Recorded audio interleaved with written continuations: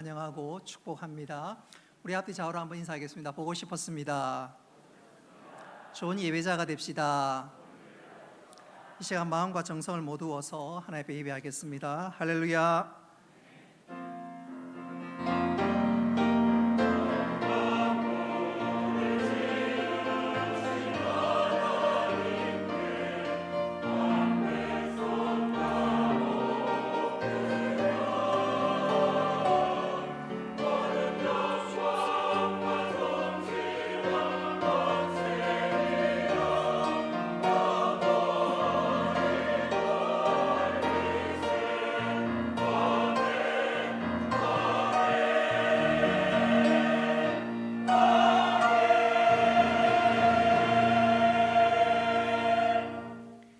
은혜로우신 아버지 하나님, 우리들에게 거룩한 주일을 허락하시고 주의 전에 나와 예배할 수 있도록 은혜 베풀어 주신 것 감사합니다.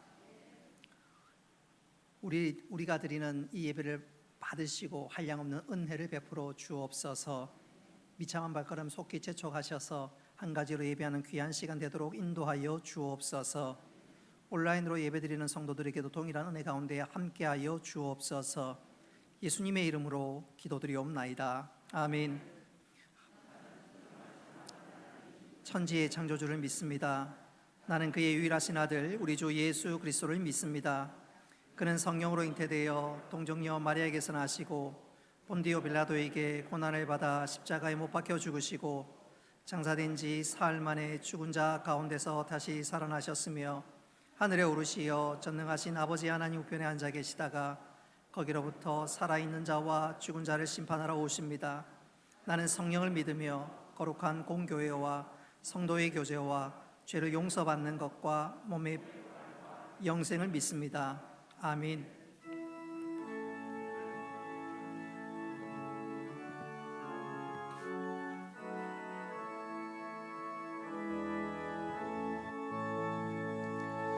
찬양하라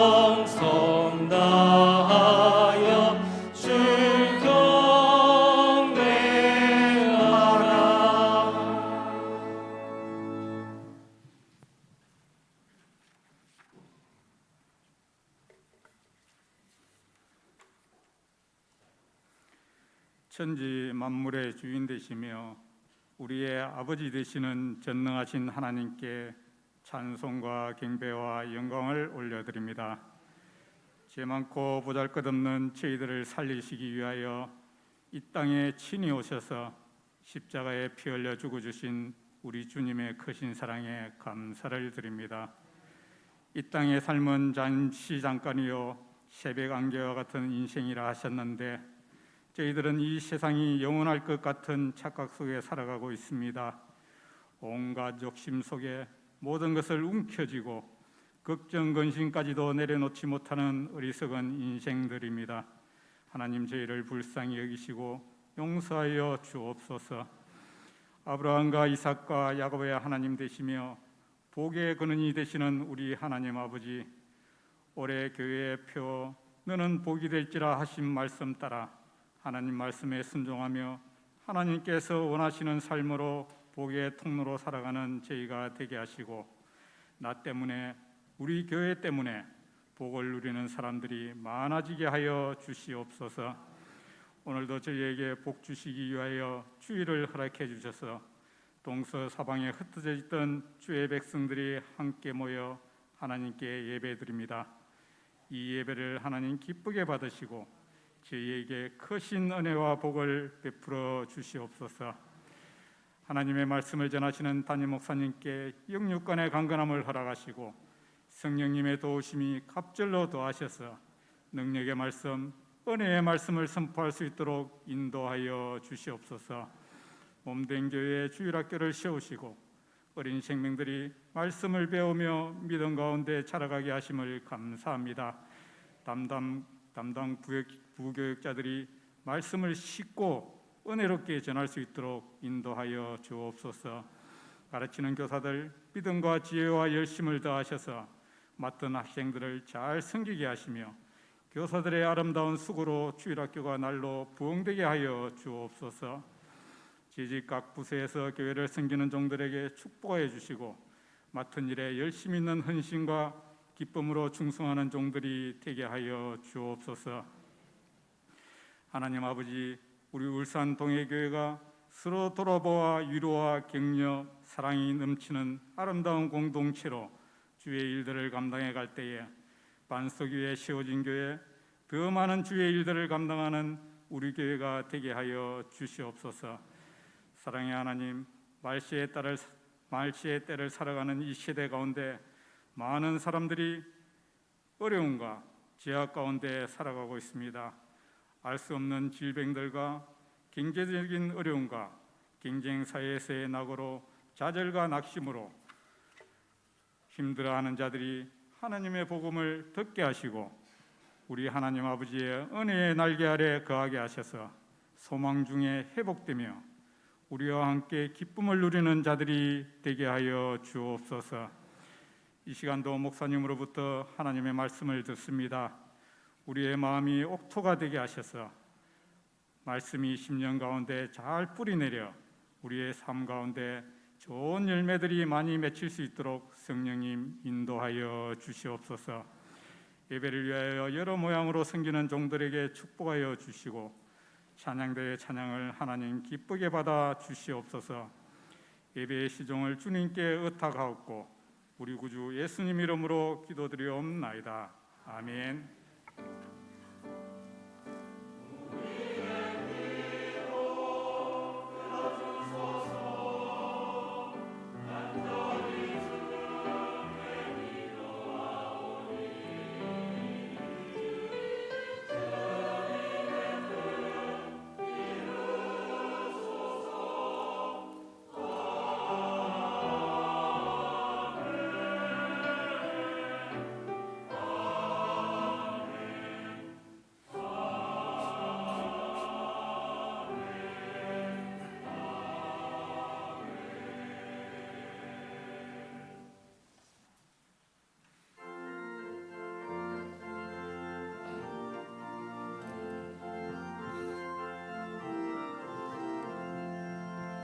내 친정 사모하는 친구가 되시는 구주 예수님을 아름다워라. 산 밑에 백합화요 빛나는 새벽별 주님 영원할 길 아주 없도다. 내 맘이 아플 적에 큰 위로 되시며 나 외로울 때 좋은 친구라. 저 산 밑에 백합 빛나는 새벽별 주나 위에 비길 것이 없도다. 내 맘의 모든 염려 이 세상 보라고 주님 항상 같이 하여 주시고 시험을 당할 때에 악마의 계교를 즉시 물리치사 나를 지키네.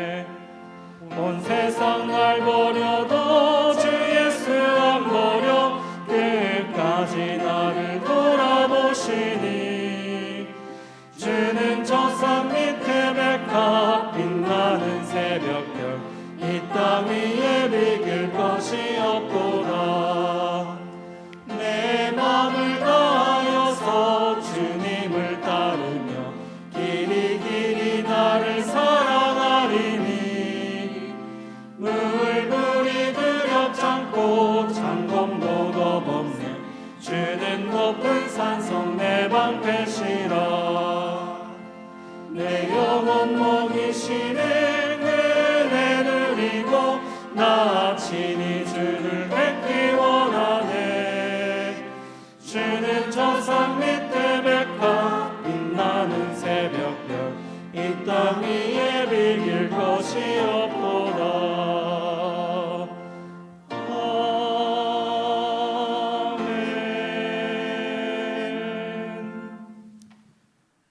감사 제목 올려드립니다. 하나님 은혜로 필리핀 단기 선교 다녀올 수 있게 하심을 감사합니다. 유치원 차량 안전하게 인도하심을 감사합니다. 신입생 환영회를 통해 서로를 축복하며 은혜로운 시간 보내게 하심을 감사합니다. 하나님의 보호하심과 인도하심으로 수술 잘 되고 날마다 회복시켜 주심을 감사합니다. 간구함에 귀 기울여 주시는 하나님 감사합니다. 성령님의 인도하심을 따라 살아가게 하옵소서. 하나님의 은혜로 언니 장례 잘 치르게 됨을 감사합니다. 인도하시고 함께 하시는 하나님의 은혜에 감사합니다. 주님의 은혜로 살아가게 하심을 감사합니다. 자녀들 오직 주님만 의지하고 살아가게 하여 주옵소서. 늘 함께 하시는 주님 회복할 수 있도록 인도하심을 감사합니다. 민유민 가정에 주님의 도우심과 임재를 기도드립니다. 민승기 가정에도 사랑과 은혜가 넘치기를 기도합니다. 늘 도우시고 선한 길로 인도하신 주님의 은혜에 감사합니다. 만복의 근원 하나님 속죄함을 벗게 하옵소서. 자녀들을 하나님의 선한 길로 인도해 주심을 감사합니다. 우리 형편을 잘 아시는 주님 감사합니다. 날마다 은혜 주심을 감사합니다. 생일을 감사합니다. 하나님의 크신 은혜와 사랑에 감사합니다. 하나님 아버지 감사합니다. 하나님 은혜에 감사합니다. 범사에 감사합니다. 하나님 아버지 시간 드린 감사의 제목을 주께서 기쁘게 받으시고 감사를 심을 때 넘치는 복으로 은혜로 함께하여 주옵소서. 삶의 청지기로 11조 주일 헌금을 드리며 또 각종 예물을 구별하여 드립니다. 건축, 선교, 장학, 구제를 구별하여 드릴 때 하나님 기쁘게 받으시고 하나님 나라에 귀하게 사용되게 하여 주옵소서. 사랑함으로 즐겨드리오니 주께서 기쁘게 받아 주옵소서. 예수님의 이름으로 기도드리옵나이다. 아멘. 하나님 말씀 보겠습니다. 요한계시록 18장 요한계시록 18장 1절부터 10절까지 말씀을 교독하겠습니다. 요한계시록 18장 1절로 10절 찾으셨으면 교독하겠습니다. 이 일 후에 다른 천사가 하늘에서 내려오는 것을 보니 큰 권세를 가졌고 그의 영광으로 땅이 환하여지더라. 힘찬 음성으로 외쳐이르되 무너졌도다 무너졌도다 큰 성 바벨론이여 귀신의 처소와 각종 더러운 영이 모인 곳과 각종 더럽고 가증한 새들이 모이는 곳이 되었도다.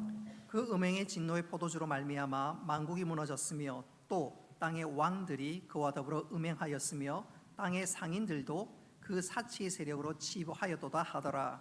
또 내가 들으니 하늘로부터 다른 음성이 나서 이르되 내 백성이 거기서 나와 그의 죄에 참여하지 말고 그가 받을 재앙들을 받지 말라. 그의 죄는 하늘에 사무쳤으며 하나님은 그의 불의한 일을 기억하신지라. 그가 준 그대로 그에게 주고 그의 행위대로 갑절을 갚아주고 그가 섞은 잔에도 갑절이나 섞어 그에게 주라. 그가 얼마나 자기를 영화롭게 하였으며 사치하였는지 그만큼 고통과 애통함으로 갚아주라. 그가 마음에 말하기를 나는 이왕으로 앉은 자요 과부가 아니라 결단코 애통함을 당하지 아니하리라 하니 그러므로 한동안에 그 재앙들이 이르리니 곧 사망과 애통함과 흉년이라. 그가 또한 불에 살라지리니 그를 심판하시는 주 하나님은 강하신 자이시니라. 그와 함께 음행하고 사치하던 땅의 왕들이 그가 불타는 연기를 보고 위하여 울고 가슴을 치며 그의 고통을 무서워하여 멀리 서서 이르되 화이토다 화이토다 큰 성 견고한 성 바벨론이여 한 시간에 내 심판이 이르렀다 하리로다. 아멘. 글로리아 찬양대 준비된 찬양으로 하나님께 영광 올리겠습니다.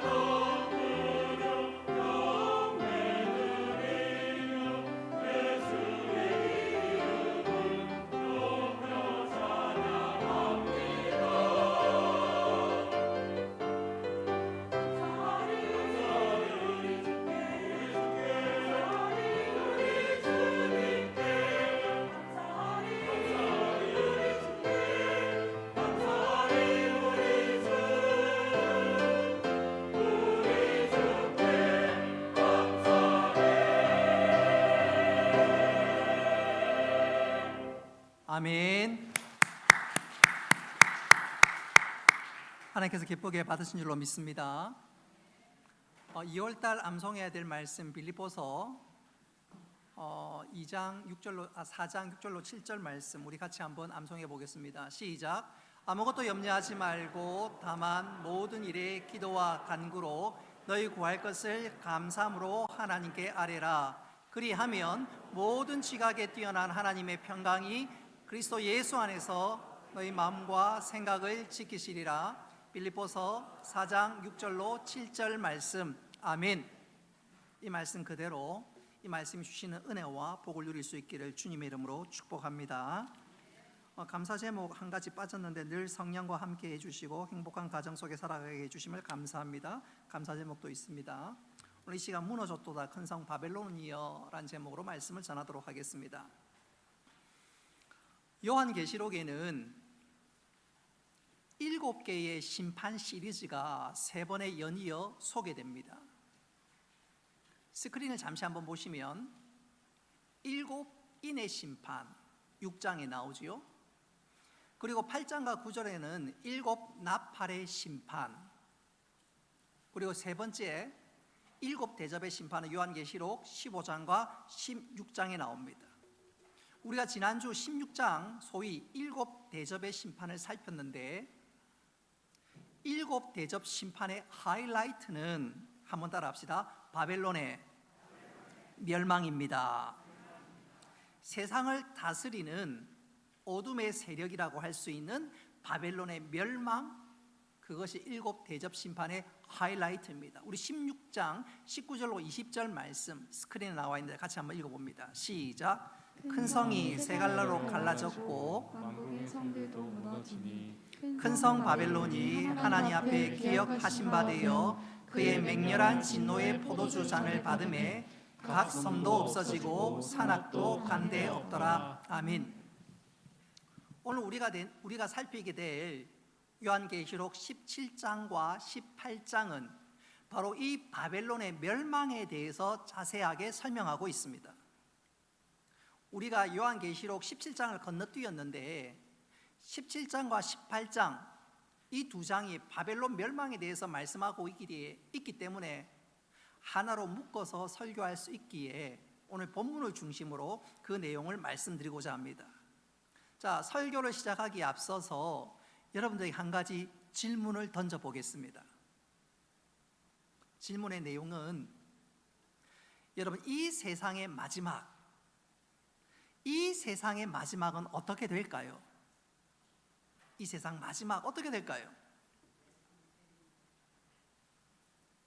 불신자들 가운데, 특별히 학자들 가운데 비관적인 사람들은 인류는 결국 망하고 역사는 종언을 고할 것이다, 그렇게 얘기합니다. 더 구체적으로 말씀드리면 인간의 탐욕으로 말미암아 기후 문제, 식량 문제, 심지어 핵 재앙으로 말미암아 인류의 역사는 종언을 고할 것이다. 비관론자들은 그렇게 이야기합니다. 또 역사에 관해서 낙관론적인 자는 정반대의 의견을 제시합니다.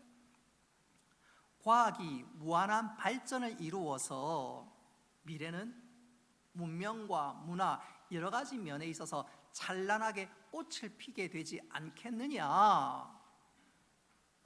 그래서 우리가 살아가는 동안에 코로나, 팬데믹 뿐만 아니라 핵 위협 등등이 있지만 인류는 그것을 잘 극복하고 심지어 장차 우주로 뻗어나가는 놀라운 도약적인 발전이 있을 것이다, 그렇게 생각하고 문명의 전성 시기가 다가올 것이라 주장을 합니다. 세상 사람들은 그렇게 비관론적으로 혹은 낙관론적으로 설명하고 추측을 합니다. 자, 그렇다면 성경은 과연 역사의 마지막을 어떻게 소개하고 설명하고 있을까요?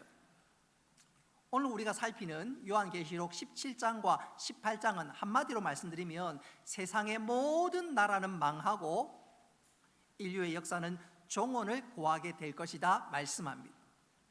오늘 읽었던 말씀 10절 우리 다 같이 한번 읽어보겠습니다. 시작. 그의 고통을 무서워하여 멀리 서서 이르되 화이또다 화이또다 큰 성 견고한 성 바벨론이여 한 시간에 너희 심판이 이르렀다 하리로다. 아멘.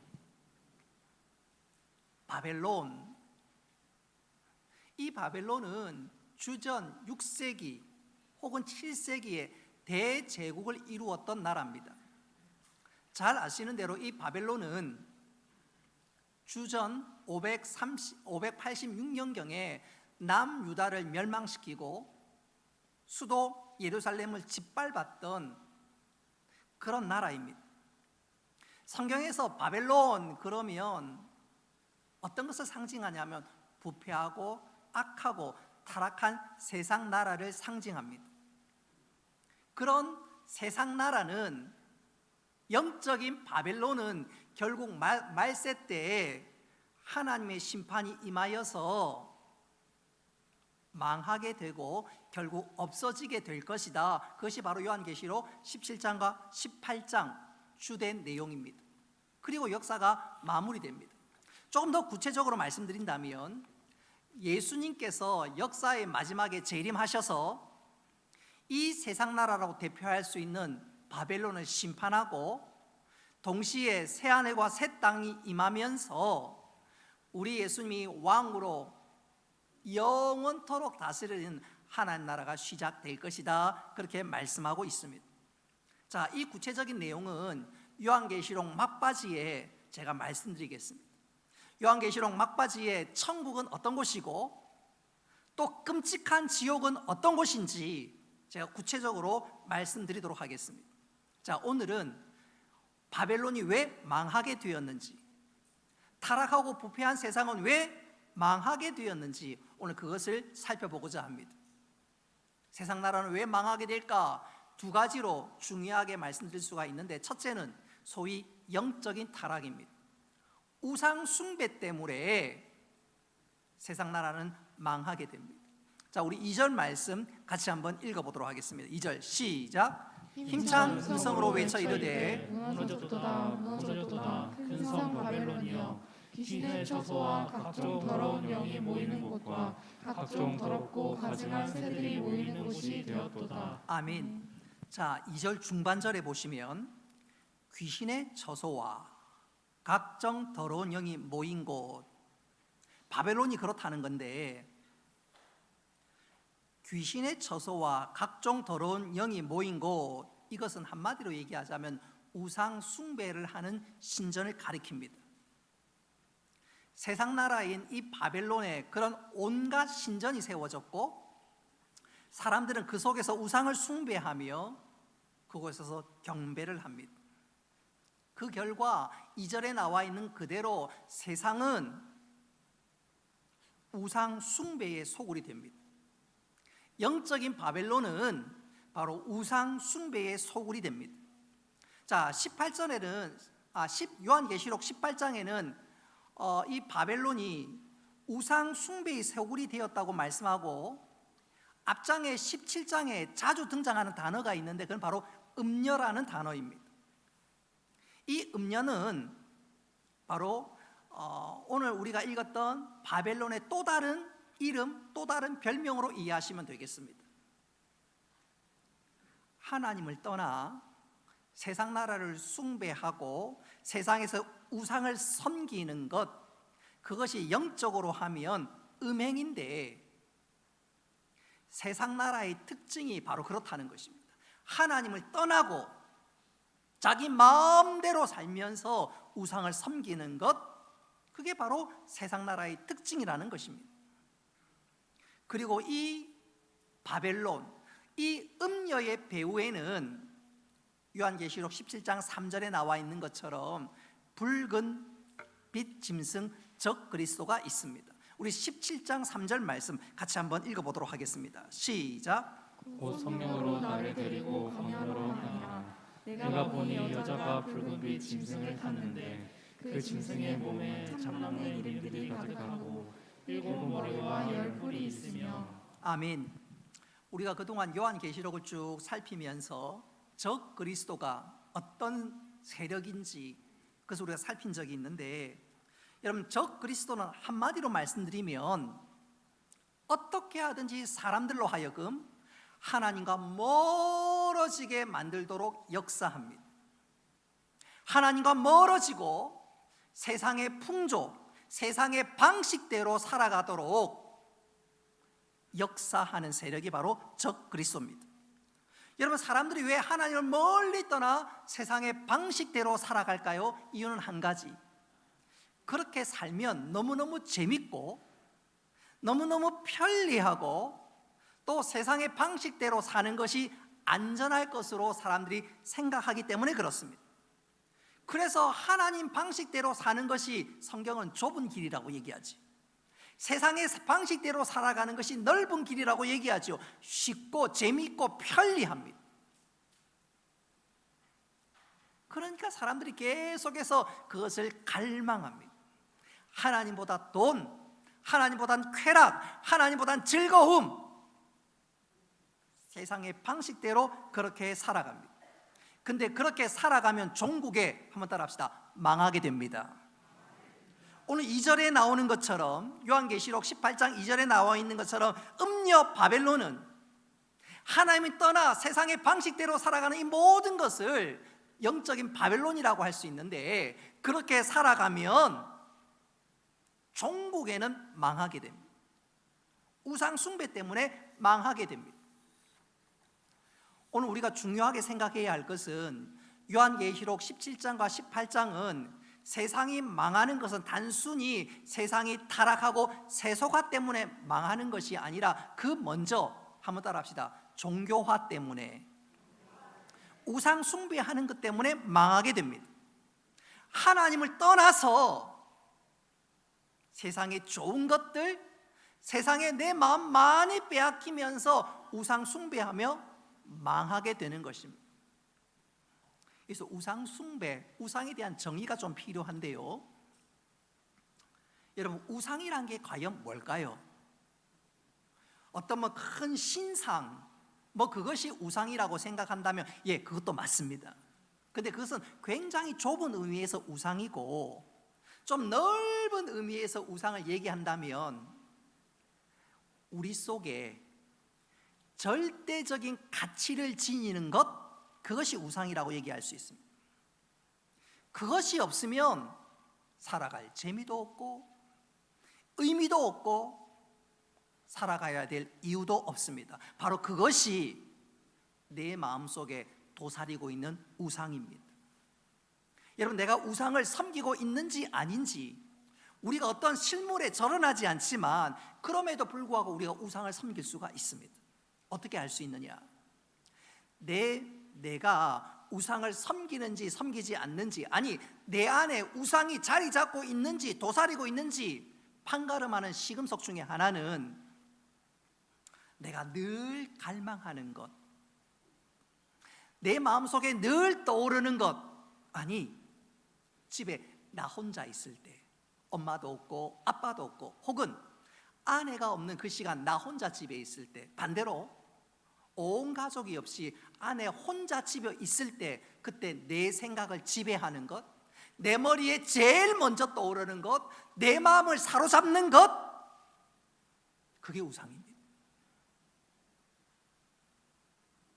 내가 간절히 소원하고 거기에 돈과 시간과 정력과 내 모든 것을 투자하는 것, 바로 그게 우상입니다. 제가 굳이 얘기하지 않더라도 여러분 스스로 그런 것들 있지요. 또 반대로 얘기해 본다면, 내가 간절히 원하는데 그거 얻지 못했을 때 나오는 반응을 보고도 내가 어떤 우상을 섬기는지 알 수 있습니다. 여러분, 사람들은 흔히 내가 간절히 원하는 거 얻지 못하면 굉장한 실망감을 얻게 되지요.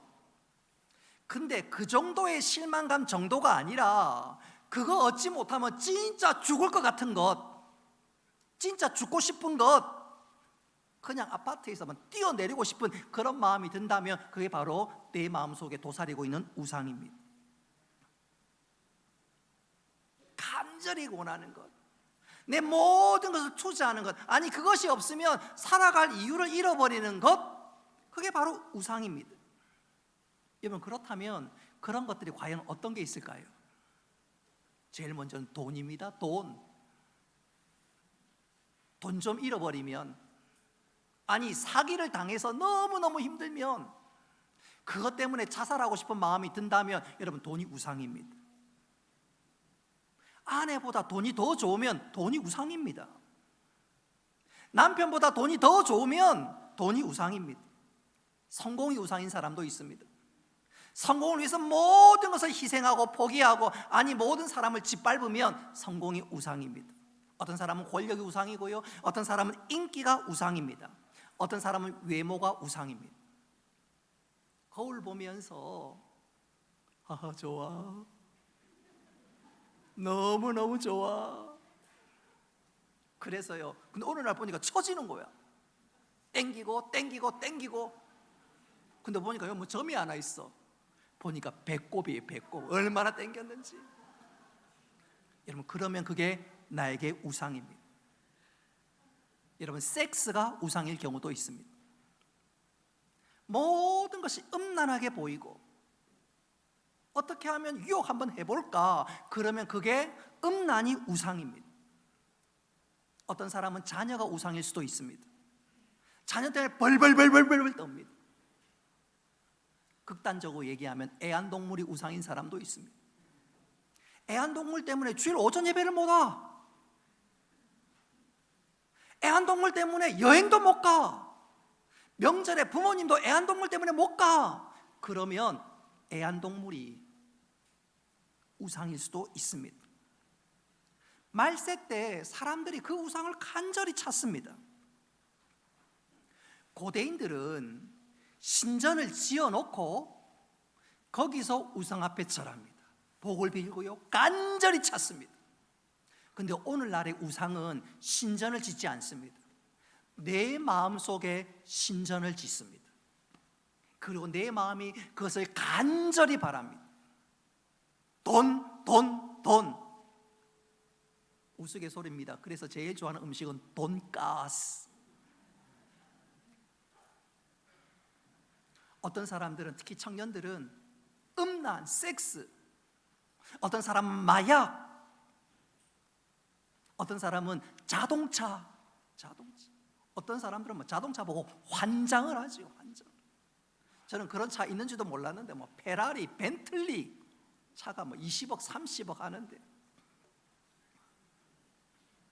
어떤 사람은 자녀 때문에 벌벌벌 떨고요, 어떤 사람들은 짐승 때문에 벌벌벌 떱니다. 벌벌벌 떨어요. 근데 여러분, 우상 중에 가장 치명적인 것, 내 마음속에 진짜 도살이고 그것만 바라고 그것만 찾는 가운데 가장 심각한 우상이 있는데, 그는 과연 뭘까? 여러분, 인간을 우상으로 섬기는 것, 그것이 가장 치명적입니다.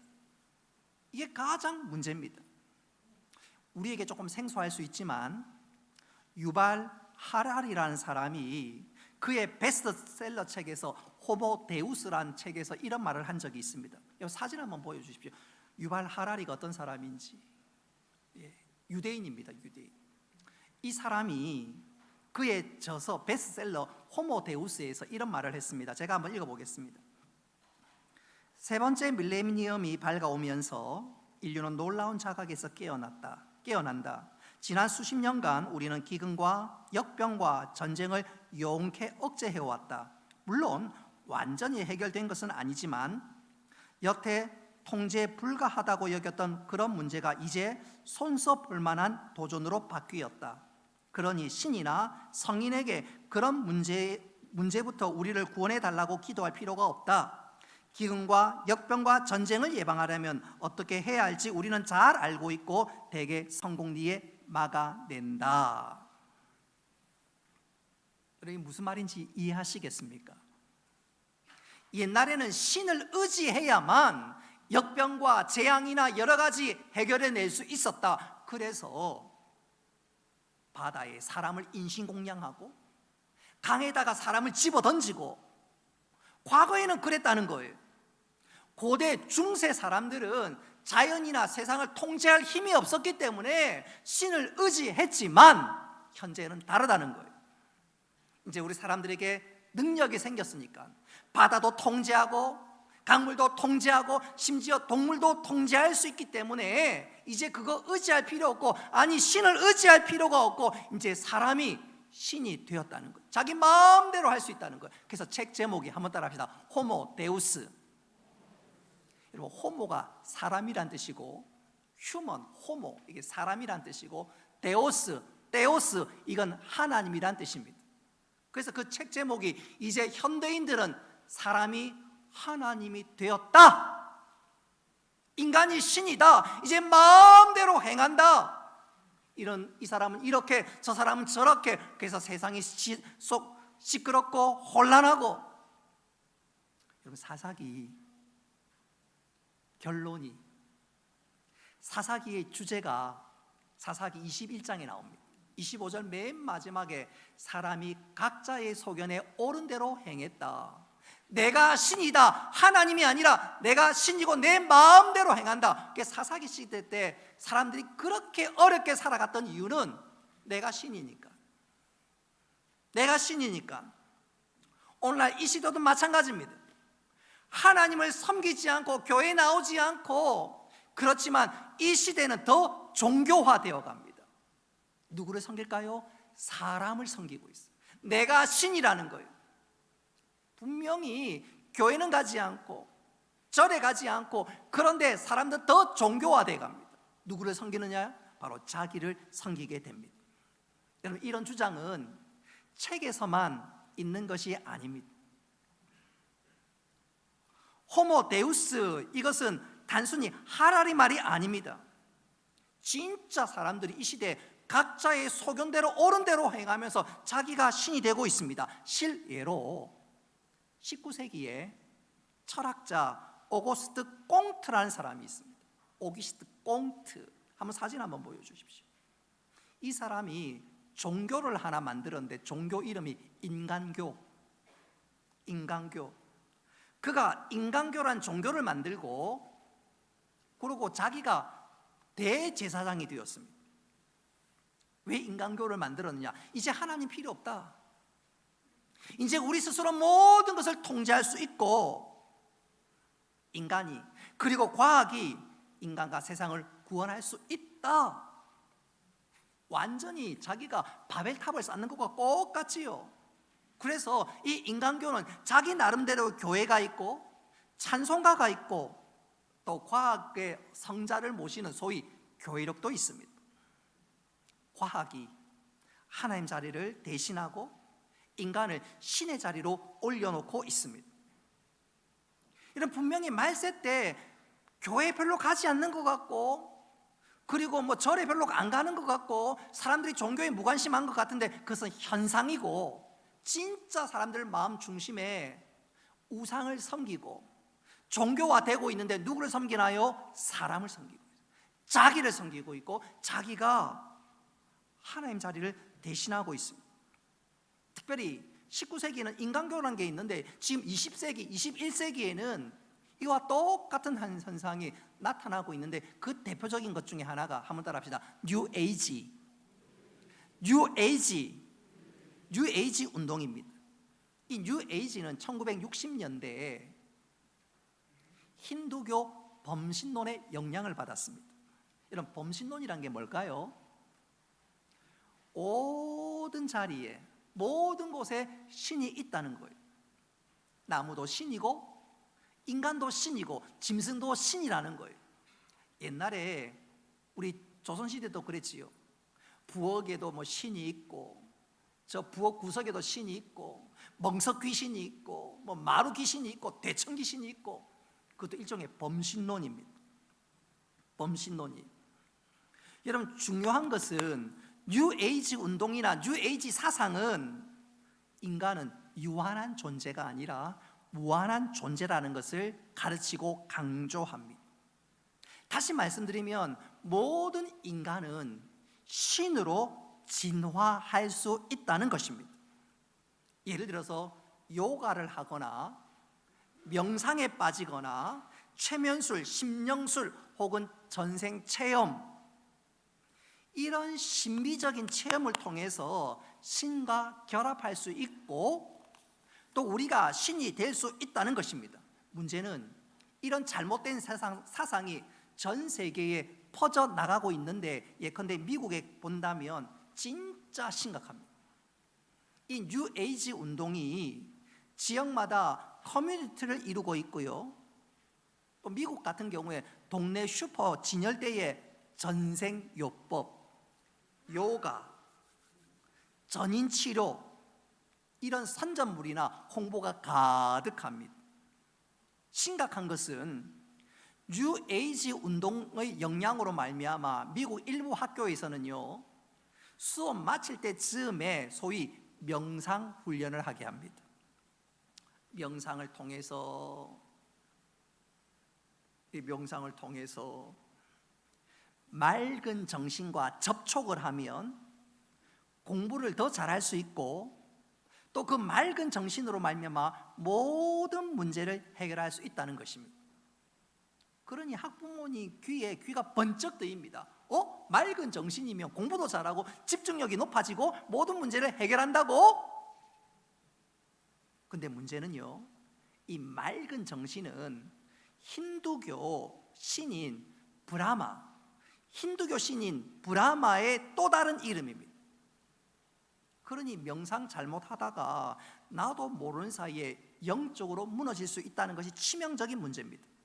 가장 심각한 것은 이 명상 수업 마지막에 구호를 외치는데, 구호의 내용은 한번 따라합시다. 따라하면 안 되겠네. 이건 큰일 나겠네. 구호를 외치는데 이런 구호입니다. 나는 나야. 나인 것으로 충분해. 나는 나야. 나로서 나는 충분해. 이 구호가 갖는 중요하고도 심오한 뜻이 뭐냐면, 이제 하나님 따위는 필요 없어. 이제 하나님 따위는 필요 없어. 내가 나를 구한다. 내가 신이다. 잘 들어보십시오. 현대판 사사기서입니다. 각자의 소견에 옳은 대로 행하고, 하나님 필요 없고 내가 신이고 내 마음대로 행한다. 하나님 나를 통제하는 것이 아니라 내가 모든 것을 컨트롤할 수 있다. 여러분, 말세가 될수록 세상이 사치하고 세상이 부패한 것처럼만 보이는데, 알고 보니까 말세가 될수록 사람들은 종교화되고 있습니다. 과거에는 신전에 가서 예배드리고 경배하고 우상 숭배했는데, 이제는 그게 아니라 내 마음속에 신전을 만들고 그 안에 우상을 섬기는 거예요. 그 우상이 누구라 그랬지요? 바로 나 자신. 각자의 소견에 옳은 대로 행하고 있습니다. 말세가 될수록 더 종교화되고 영적으로 타락하게 되고, 부지불식간에 마귀가 우리의 생각을 사로잡고 있습니다. 여러분, 말세 때 우리가 이때 꼭 해야 될 것이 있는데, 한번 따라합시다. 영적으로 깨어야 합니다. 영적으로 깨어야 합니다. 자, 우리 앞뒤 좌우로 세 사람에게 하이파이브 하면서 영적으로 깹시다 합시다. 시작. 영적으로 깹시다. 영적으로 깹시다. 영적으로 깹시다. 지금 조는 사람이 없어서 등짝 칠 일은 없습니다. 여러분, 말세 때 내가 영적으로 깨어있지 못하면 나도 모르는 사이에 내 마음에 우상을 모시고 살아갑니다. 우리 영적으로 깨어있어야 합니다. 내 마음속의 주인은 오직 주 예수 그리스도가 되어야 합니다. 할렐루야. 부활하신 주님, 내 안에 계시는 보혜사 성령님, 그 주님을 모시고 이 믿음의 길로, 좁은 길로 나아갈 수 있어야 합니다. 바로 이것이 말세 때 망할 바벨론에서 우리에게 참된 피난처, 참된 안전을 제공하는 피난처가 되고 우리 길이요 삶인 줄 꼭 명심할 수 있기를 바랍니다. 자, 말세 때 영적 바벨론은 멸망합니다. 첫째는 종교 때문에, 종교화 때문에, 우상 때문에 망하게 됩니다. 두 번째로 왜 말세 때 영적 바벨론은 망하게 되느냐? 한번 따라합시다. 사치와 향락 때문에 망하게 됩니다. 12절 말씀 같이 한번 읽어보겠습니다. 시작. 그 상품은 금과 은과 보석 보석과 진주와 세마포와 자주옷감과 비단과 붉은 옷감이요 각종 향목과 각종 상아 그릇이요 값진 나무와 구리와 철과 대리석으로 만든 각종 그릇이요. 아멘. 자, 여기 12절에 보십시오. 말세 때 영적 바벨론, 이 세상은 사치와 향락이 하늘을 찌릅니다. 역사에 등장했던 모든 바벨론, 그 모든 바벨론은 다 그랬습니다. 사도 요한 당시에, 요한계시록을 기록한 사도 요한 당시의 영적 바벨론은 로마였습니다. 로마 제국이었습니다. 여러분, 이 로마 제국이 얼마나 사치와 향락에 빠졌던지 예컨대 우리가 잘 알고 있는 네로 황제, 그는 한번 연회를 베풀고 잔치를 베풀면, 여러분 놀라지 마십시오, 장미값만, 이집트산 장미값만 인테리어 하는데 1억 원이 들었답니다. 이런 거 하는데 1억 원이 들었다는 거예요. 여러분, 먹는 것 상상하면 그 비용은 가히 상상을 초월합니다. 또 로마 황제 가운데 미식가로 알려진 비텔리우스 황제, 그는 재위가 수개월밖에 되지 않습니다. 1년이 채 되지 않습니다. 근데 그가 그 몇 개월 동안 그가 먹어치운 음식값만 하더라도 얼마냐 하면 200억 원. 입으로 200억 원이 나왔으면 싸는 것도 200원 쌌겠지요. 여러분, 먹는 거 어떤 거 먹었냐면 공작의 뇌. 저는 저도 안 먹을 것 같아요. 그리고 더 웃기는 것은 나이팅게일이라는 새가 있는데 이 새의 혓바닥, 이런 거 먹어요. 나는 삼겹살이 제일 맛있더만. 짜장면도 맛있고요. 요즘에는 진짬뽕도 맛있더라고요. 그동안 진라면 먹다가 진짬뽕 먹었는데 이제 라면을 바꾸기로 했습니다. 근데 우리 집사람이 비싸다고 안 사죠. 겨우 몇백 원인데. 어쨌든 로마 당시에 엄청나게 사치에 빠지니까 귀족들과 관리들과 일반 백성들도 사치에 빠졌습니다. 여러분, 중요한 것은 뭐냐면, 지금도 중요합니다. 사치와 향락에 젖어 살면 필연적으로 따라오는 게 뭘까요? 죄입니다. 음란과 정욕과 죄악입니다. 돈도 있고 시간도 있고 여유도 있고, 그러면 사람들이 생각합니다. 뭐 재밌는 거 없을까? 뭐 자극적인 거 없을까? 그러다가 음란과 정욕과 죄악에 빠져듭니다. 그렇게 사치와 향락에 찌들면, 빠져버리면, 그게 하늘에 찌르면, 여러분 따라합시다, 반드시 망합니다. 반드시 망합니다. 우리 7절 말씀 같이 한번 읽어보겠습니다. 시작. 그가 얼마나 자기를 영화롭게 하였으며 사치하였는지 그만큼 고통과 애통함으로 갚아주라. 아멘. 정리하자면, 여러분, 말세 때 하나님을 떠나서 세상의 넓은 길로 나아간 세상을 영적 바벨론이라고 할 수 있는데, 이 영적 바벨론이 왜 망하느냐, 종국에 왜 하나님의 심판을 받느냐, 이유는 두 가지. 첫째는 영적 타락, 우상 숭배 때문에. 두 번째는 사람들이 죄를 짓는 죄악 때문에, 사치 때문에, 향락 때문에 망하게 됩니다. 그래서 우리가 영적으로 깨어야 되고, 하나님 뜻이 무엇인지 깨달으며 거룩하게 하나님 닮아 살아가야 되는 줄 믿으시기를 바랍니다. 자, 이런 세상 바벨론과 구별되게 우리는 달리 살아야 합니다. 거룩하게 살아야 됩니다. 그럼 구체적으로 우리는 어떻게 살아가야 할까요? 말세 때 우리는 구체적으로 어떻게 살아가야 할까요? 오늘 읽었던 말씀 4절 같이 한번 읽어보겠습니다. 시작. 또 내가 들으니 하늘로서 다른 음성이 나서 가로되 내 백성아, 거기서 나와 그의 죄에 참여하지 말고 그의 받을 재앙들을 받지 말라. 아멘. 4절 한번 하반절에 보십시오. 거기서 나와라.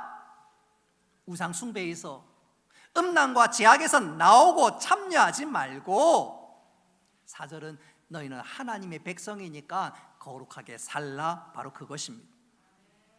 여러분, 거룩하게 사는 것, 세상의 풍조 방식대로 사는 게 아니지요. 저는 이거 이렇게 한번 강조해 보고 싶어요. 요즘 경기가 불황이라고 합니다. 근데 이런 경기를 타지 않고 명품 시장의 인기는 사그라들 줄을 모릅니다. 명품. 여러분, 이 보이는 게 저게 저 잘 모르겠는데 저게 제가 사진 찍어 보니까 저게 500만 원인가 2천만 원인가 그래요. 맞아요? 500만 원이 하여튼 넘어. 2,500만 원인가? 500만 원인가 그래요. 저런 거는 입속에 넣어야지, 그죠? 여러분, 명품을 영어로 하면 럭셔리라 하면 럭셔리. 럭셔리의 뜻이 뭐지요? 사치품이란 말입니다. 사치품. 근데 이게 럭셔리를 사치품이란 말을 쓰면 사람들 사이에 위화감을 조성하고 물건을 살 때 주춤할까 싶어서 이 명품 시장의 회사들이 이 사치품이란 말을 쓰지 않고 말을 살짝 바꿨는데 그게 뭐지요? 명품입니다. 명품입니다. 그래서 명품은 말이 명품이지 사실은 사치품입니다. 사치품. 사람들이 명품 하니까 그 물건 다니면 내가 명품인 것 같고, 그러니까 별로 거부감 없이 물건을 사는데, 뭐 때를 따라서 명품 필요하신 분들도 있고 그것이 나에게 어떤 기쁨을 줄 수도 있겠지요. 저는 그것을 죄악시 여기는 것은 아니지만 그렇지 한번 생각해 볼 필요는 있는데, 여러분, 오늘 대한민국의 명품 시장의 규모가 얼만큼 되냐면 15조 원이 넘는다고 합니다. 명품 시장도 그렇지만요, 뷰티 산업도 그래요. 이 뷰티 산업은 전 세계적으로요, 역시 불황인데 불황을 몰라요. 전 세계적으로 이 뷰티 산업 있지 않습니까? 뷰티 산업, 그게 전 세계적으로 650조에 이른다고 합니다. 더 심각한 것은 향락 문화입니다. 향락 산업. 여러분, 전국에, 대한민국 전국에 유흥업소가 한 몇 개쯤 될까요? 100만 개. 한번 가보셨어요? 통계해 보니까 40만 개.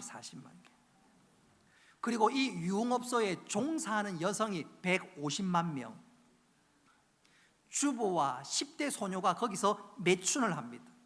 여러분, 무허가 업소까지 합치면 연간 매출이 43조. 명품 시장이 3배입니다. 3배입니다. 얼마나 우리 사회가 사치와 향락에 찌들었는지 몰라요. 근데 반면에 우리 주위에 힘겹게 살아가는 사람이 얼마나 또 많은지 모릅니다. 작년에 인천에서 이런 일이 있었습니다. 엄마와 아빠와 중일된 딸이 연탄을 피고 동반 자살했습니다. 이유인즉슨 아빠의 건강이 좋지 못합니다. 엄마는 영세 직장을 다니는데 정말로 어렵게 직장, 월급 얼마 안 되는데 다니는데 그만 직장에서 쫓겨났습니다. 생활고에 고민하다가 자살했습니다. 당시 중학교 1학년 딸아이가 유서를 남겼는데 내용은 이렇습니다. 그동안 부모님의 말을 안 들어 미안하다. 우리 가정은 영원히 지금부터 함께 할 것이기에 나는 슬프지 않다. 나는 행복하게 죽는다. 여러분, 중학교 1학년짜리가 쓸 유서, 그 말이 됩니까? 얼마나 가슴 아픈 일입니까? 여러분, 우리나라의 유흥비가 1년에 43조로 그냥 흘러가 버립니다. 그것에 100분의 1만 있어도, 아니 1000분의 1만 있어도 우리 주위의 사회적인 약자들, 너무너무 힘들게 살아가는 사람들 얼마나 많이 일으킬 수가 있을까요? 저는 이것을 이렇게 한번 표현해 보고 싶어요. 이렇게 한번 강조하고 싶어요. 영국의 고인 되신 존 스토트 목사님께서 이런 말을 한 적이 있습니다.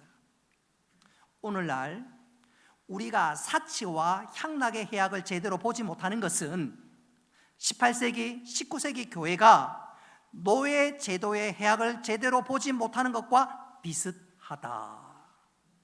이런 말이 무슨 뜻인지 이해가 되지요?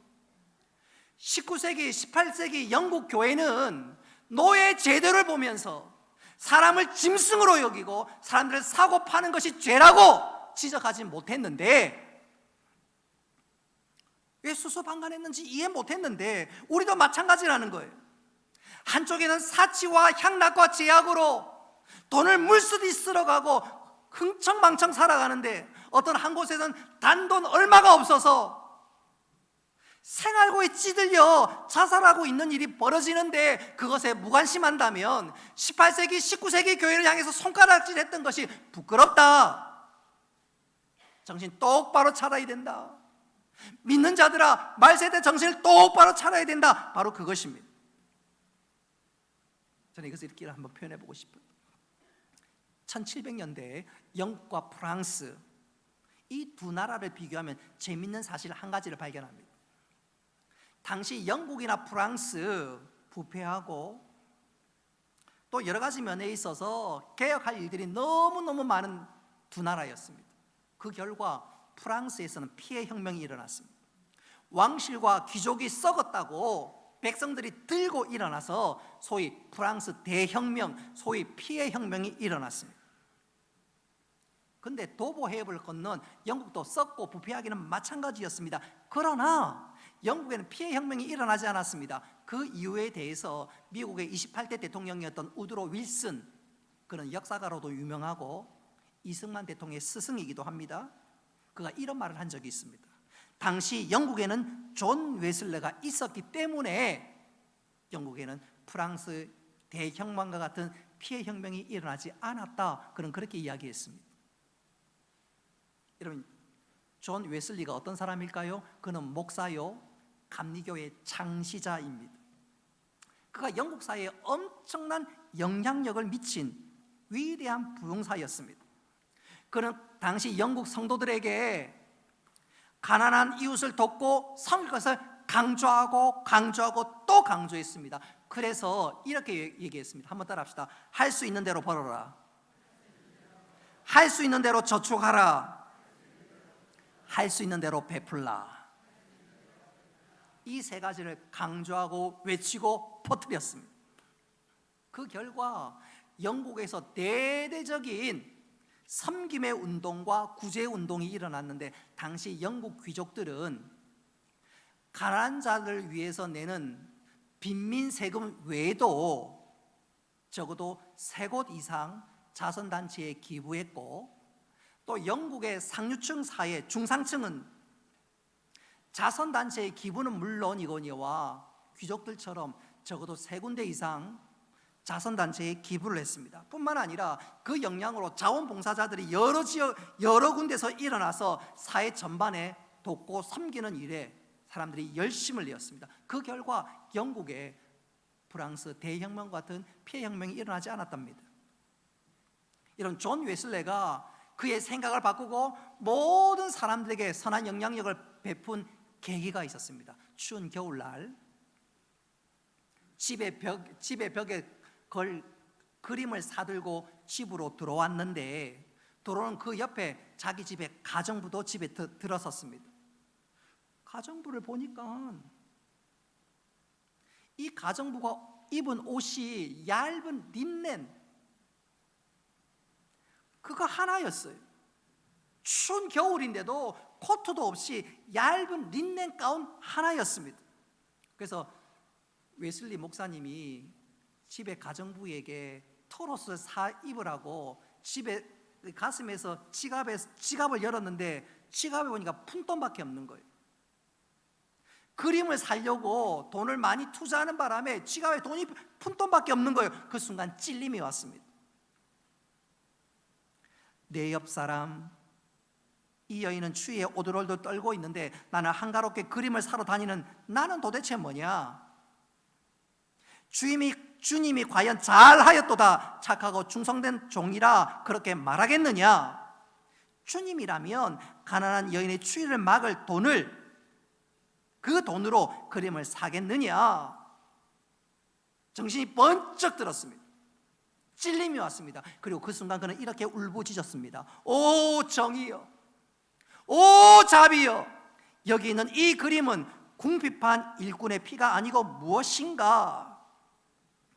웨슬리가 깊이 회개했고 그 이후로 그는 돈 쓰는 원칙이 달라졌습니다. 가난한 이웃을 돕고 구제하는 일에 최우선을 두었다고 합니다. 그는 자신뿐만 아니라 영국 사회에 선한 영향력을 끼쳤고 그것이 결국 영국 사회를 건지는 계기가 되었다고 합니다. 사랑하는 성도 여러분, 오늘 말씀해 보십시오. 여러분, 말세 때 세상 영적 바벨론이 왜 망하는가요? 우상 숭배 때문에, 또한 사치 때문에, 죄악 때문에. 바로 이때 말세를 살아가는 우리를 향한 하나님의 기대가 뭘까요? 한번 따라합시다. 이웃을 돌아보는 것입니다. 도움이 필요한 자, 가난한 자를 돕고 구제하는 것입니다. 바로 그것이 하나님인 말세를 향한 나를 향한 기대인 줄 명심할 수 있기를 바랍니다. 이제 말씀을 맺도록 하겠습니다. 여러분, 말세 때는 우상 숭배가 극에 달합니다. 영적 타락으로 사람들이 내 마음속에 신을 모시고 살아갑니다. 굳이 어떤 신전에 가서 절에 가서 우상을 섬기는 것이 아니라 내 마음속에 우상을 두고 모시고 살아갑니다. 말세 때 사람들이 더 종교화되고 문제는 영적 타락, 우상 숭배를 하게 됩니다. 뿐만 아니라 말세 때 사람은 사치와 향락의 극을 치달아가고 있습니다. 쾌락을 사랑하고 돈을 사랑하고 자기를 사랑합니다. 그 결과 음란과 죄악과 정욕이 하늘을 찌르고 있습니다. 여러분, 그 결과는 뭐지요? 망하는 것입니다. 여러분, 바로 이때 우리는 삶의 이정표가 되어야 합니다. 세상 사람들이 이정표가 되고 영적인 등대가 되어야 합니다. 그렇다면 우리는 어떻게 살아가야 할까요? 세상 풍조를 따라 사는 것이 아니라 하나님이 기대대로 하나님 닮아 거룩하게 살아가야 될 줄로 믿으시기를 바랍니다. 이웃을 사랑하고 섬기고 세상의 빛이 되어야 합니다. 우리 모두 그렇게 살아 하나님을 기쁘게 할 뿐만 아니라 이 땅에 많은 사람들을 옳은 대로 인도하는 주님의 사람, 바로 그 사람으로 살아가는 우리 모두가 되기를 주님의 이름으로 축복합니다. 우리가 말씀을 기억합니다. 은혜로우신 아버지 하나님, 우리가 말세지마를 살아가고 있습니다. 세상 것에 우리 마음 빼앗기지 않고 믿음의 주여 온전케 하신 예수 그리스도를 바라보며 이 좁은 길로 잘 걸어갈 수 있도록 주여 도와 주옵소서. 세상 사람들에게 우리의 삶이 이정표가 되게 하시고 생명의 길이, 구원의 길이, 영생의 길이 무엇인지 우리를 통해서 깨닫고 우리를 통해서 주님 앞으로 돌아오는 놀라운 역사가 있게 하여 주옵소서. 세상을 거슬러 가게 하시고 믿음의 선한 영향력을 발휘하며 축복의 통로가 되게 하여 주옵소서. 예수님의 이름으로 기도드리옵나이다. 아멘. 교회 소식 주보를 참고하시기를 바랍니다. 이 시간 두 가지만 강조해서 말씀드리도록 하겠습니다. 오늘 오전 예배 마치고 사진 촬영이 있습니다. 교회 홈페이지를 새롭게 만들려고 하는데 예배 마치고 위에서 앞으로 한번 찍을 겁니다. 또 뒤에서 앞으로 한번 찍고 성가대도 찍고. 그래서 우리 중삼층에 계신 분들, 맨 뒷자리에 앉아 계신 분들 사진 안 나옵니다. 그래서 맨 뒤에 계신 분들, 강채연 집사님을 비롯한 여러분들 있지요, 앞쪽으로 좀 오시고, 혹시 중삼층에 계신 분들 가운데 나는 얼굴이 괜찮아 그러면 밑에 내려오셔도 됩니다. 우리 청년들 내려오셔도 됩니다. 이 사진은 평생 가는 거예요. 홈페이지 제일 앞에 나옵니다. 그래서 이거는 다른 교인들도 보고 우리도 봅니다. 그래서 사진 찍을 때 우리 잠시 마스크 벗고 예배 마치고 사진 찍기 전에 한 30초 시간을 주겠습니다. 그걸 보고 다듬으시면 되겠습니다. 그러니까 위에 계신 분들 밑에 오고 그래 사진 찍도록 하겠습니다. 두 번째 광고 하나 드리겠습니다. 다음 주 오전 예배 설교 마치고 구제 헌금, 구호 헌금을 합니다. 그 튀르키예하고 시리아의 지진이 나서 사람들이 많이 어렵고 죽은 분들이 있는데 그 튀르키예 선교하시는 우리 고신 측 선교사님도 계시고 또 그래서 우리 고신 교단에서는 대대적으로 구호 헌금, 구제 헌금을 합니다. 다음 주에 구제 헌금을 하는데 그 마음에 좀 감동이 이른 분들은 많이 하셔도 상관없고, 그렇게 하셔도 좋고 그렇게 하시면 되고, 또 우리 자녀들이 있으면 우리 자녀들이 오전 예배 때 데리고 와서 아이 밥 한 끼 값이라고 5,000원이라든지 10,000원이라든지 그렇게 해서 다음 주에 구제 헌금할 수 있으면, 구호 헌금할 수 있으면 얼마나 큰 도움이 될는지 모르겠습니다. 다음 주에 우리 예수 그리스도의 사랑을 실천하고 오늘 주신 말씀 그대로 우리가 섬기는 일을 한번 감당했으면 좋겠습니다. 잘할 수 있겠지요? 다음 주에 깜빡하지 마시고 잘 준비했다가 구제 헌금을 드릴 수 있었으면 좋겠습니다. 우리 이원석 장로님 돌아오는 금요일 날 필리핀 단기 선교를 떠나게 됩니다. 위에서 기도해 주시기를 바랍니다. 다른 강고 주부를 참고하시고 다시 일어나셔서 성령하시겠습니다.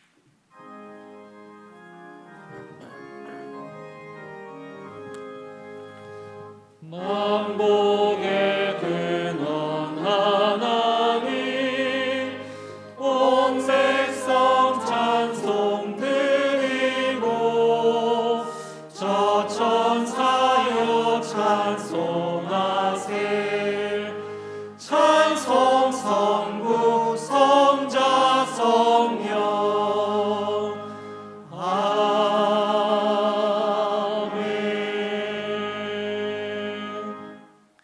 이제는 주 예수 그리스도의 은혜와 하나님 아버지의 크신 사랑과 성령님의 교통하심과 위로하심과 복 내려주심이 사랑하는 주의 백성들과 군대 나가 있는 청년들과 학업을 따라 직장을 따라 또 온라인으로 예배드리는 모든 권속들 머리 위에 영원토록 함께 있을지어다. 아멘.